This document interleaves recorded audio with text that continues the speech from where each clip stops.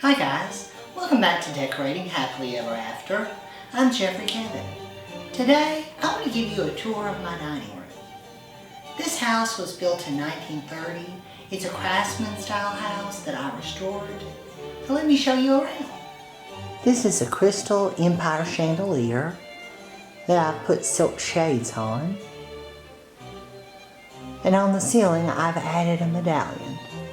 These were not original to the house.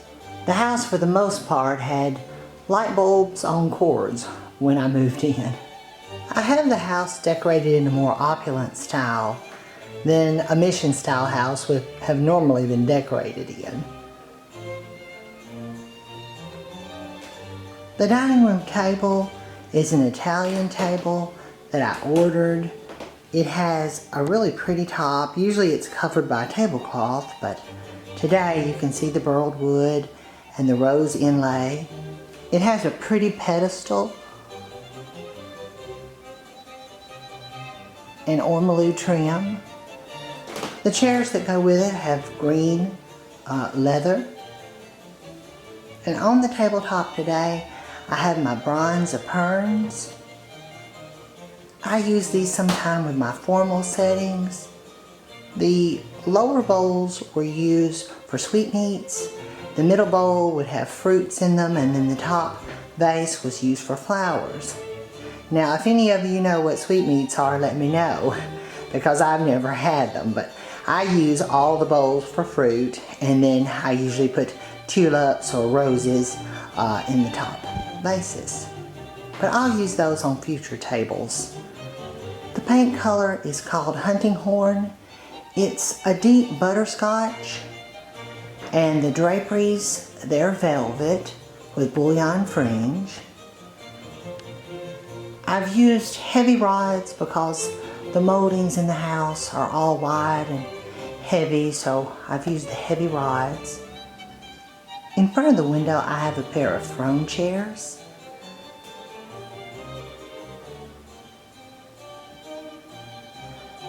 I ordered these from an auction company.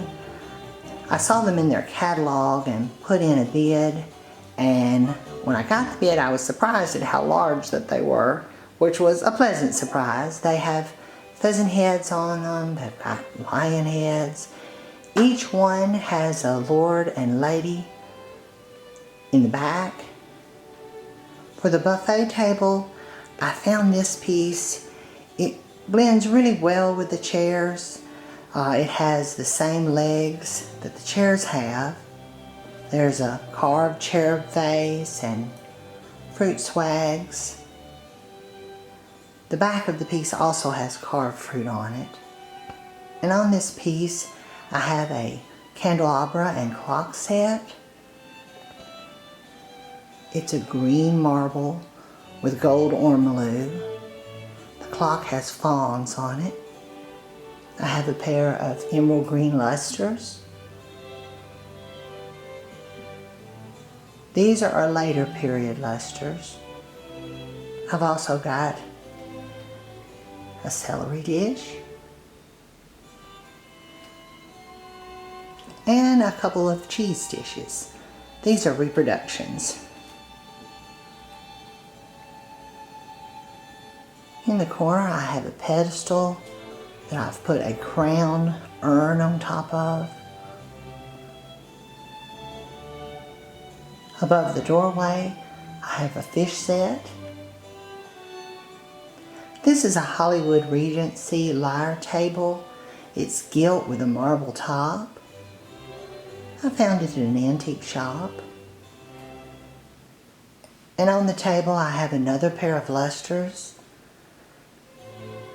These are opaline cut to emerald. They have little floral roses painted on them. I've got an RS Prussia plate. Then I also have a set of salt cellars. These have floral bouquets painted on the inside of them, and I believe they're RS Prussia as well.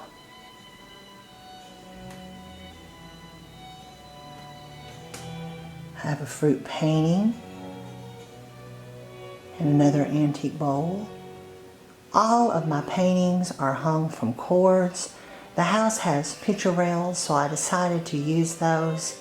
I ordered these heavy ropes from a tapestry company. This is an antique English sideboard. At the top you can see it has a jester.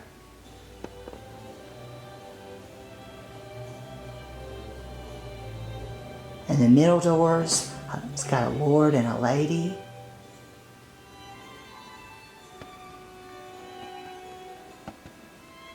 I store all of my linens and all of my birthday dishes and cupcake dishes in the bottom of this piece. One feature that's unique about this piece is the little shelves. Now I've put antique candlestick lamps on them. Someone asked me once how I hid the cords. Well, you have to do what you have to do. I drilled a hole in the cabinet. In the center here, I have my Bavarian dishes.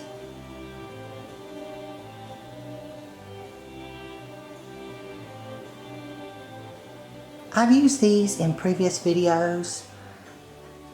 The pattern is Sylvia.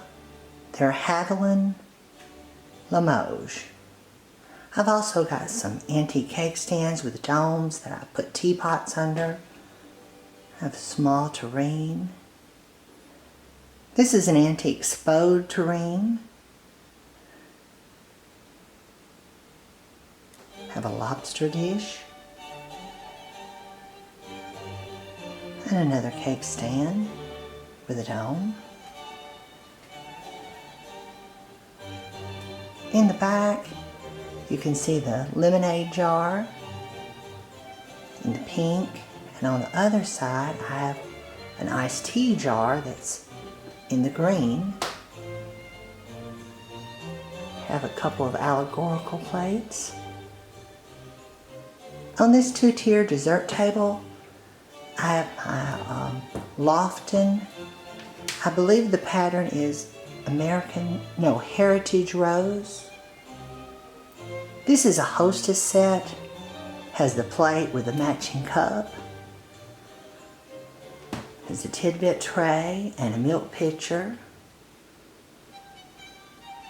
Have a porcelain cake stand that I've put a glass dome over. And there's a Fenton butter dish. The main china cabinet I got from an auction company. This piece is sort of in a neoclassical style, but I think it blended pretty with the dining room table. What I like about this piece is it has the solid doors on either side, and instead of having all glass across the top, it really holds a lot of dishes, and I have it chock full. On the top, I have a pair of reproduction knife boxes. They're actually champagne coolers. And Mr. Pheasant.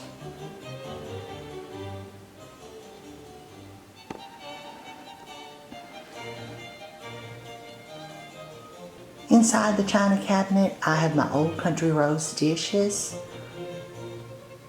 They're by Royal Albert. I love this pattern because of the intense color, and I'll set a table with them in the future. I also collect colored glasses. Anytime I can incorporate colored stemware into the table, I like to. I have red glasses and I have pastel glasses. I have my Hortensia. Each one is a different color. And then gold glasses here at the top. Here I have a pair of antique German plates. They have allegorical scenes on them. I couldn't tell you the scene though because it's in German, and so is the name of the maker.